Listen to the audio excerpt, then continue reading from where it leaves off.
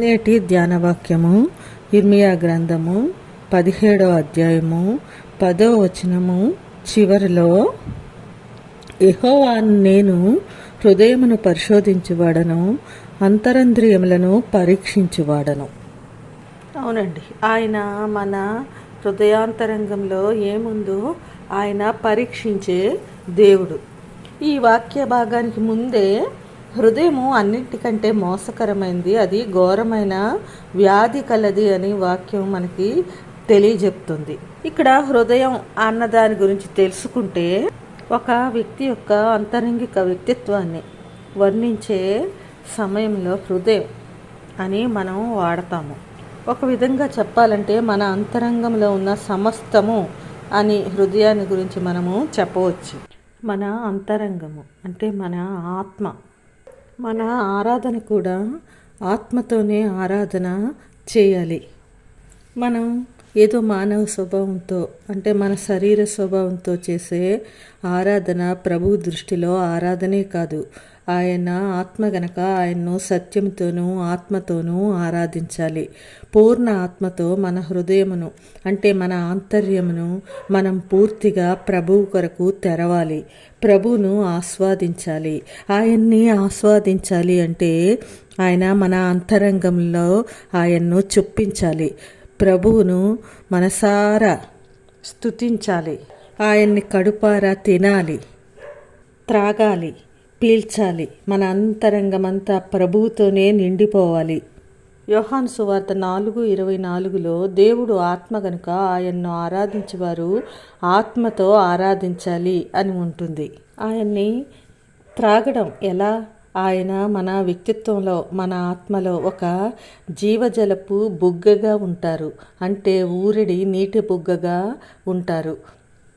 అలాగే యోహాను సువార్త 1:2లో ఆయనలో జీవం ఉండెను. మరి ఆ జీవాన్ని మన అంతరంగంలో ఎంతవరకు ఉంచుకుంటున్నాము? ముఖ్యంగా మన హృదయాలు, మన ఆత్మ ప్రభువు కొరకు ఎంతవరకు తెరుచుకుంటున్నాము? మన జీవము, మన ఆహారము, మన పానీయము, మనం పీల్చే గాలి అంతా ఆయనే అయి ఉండాలి. అప్పుడు అది మనం ఆయన్ను ఆత్మతో ఆరాధించటము. ఇదంతా మన ఆత్మలో జరగవలసిందే. అలా జరగాలి అంటే ముందుగా మన ఆత్మలను శుద్ధి చేసుకోవాలి. తరువాత మన ఆత్మలను పూర్తిగా విప్పార్చుకొని ఆయన్ను ఆస్వాదించాలి. మరి ఆయన్ని పూర్తిగా సంపూర్ణంగా ఎలా ఆస్వాదించాలి అంటే మనలో అడ్డుగా ఉన్న ఆటంకాలన్నీ తొలగించుకోవాలి. ఆయన్ను సంపూర్ణంగా మన హృదయాల్లో మన ఆత్మలో చొప్పించుకొని ఆయన యొక్క ప్రభువే మన యొక్క ఆత్మ అంతా నిండిపోయి ఉండాలి. అలా జరగాలి అంటే ముందు మనలో ఉన్న కుళ్ళును కడిగేసుకోవాలి. అప్పుడే ఆ జీవజలపు ఊటలు మనలో పారుతాయి. అప్పుడే జీవాహారంగా ఆయన్ను మనం తినగలుగుతాము. అప్పుడే జీవమై ఉన్న ఆయన గాలిని మనసారా పీల్చగలుగుతాము. ఏదైనా ఒక బావిని తవ్వాలనుకోండి, ముందుగా ఆ తవ్వుతున్నప్పుడు అందులో ఉన్న మురికి, కుళ్ళి, ఆ మడ్డి, ఆ మురికి నీరు ముందుగా పైకి వస్తాయి. బాగా లోతుగా తవ్విన తర్వాతే అందులో నుండి స్వచ్ఛమైన జలము పైకి వస్తుంది.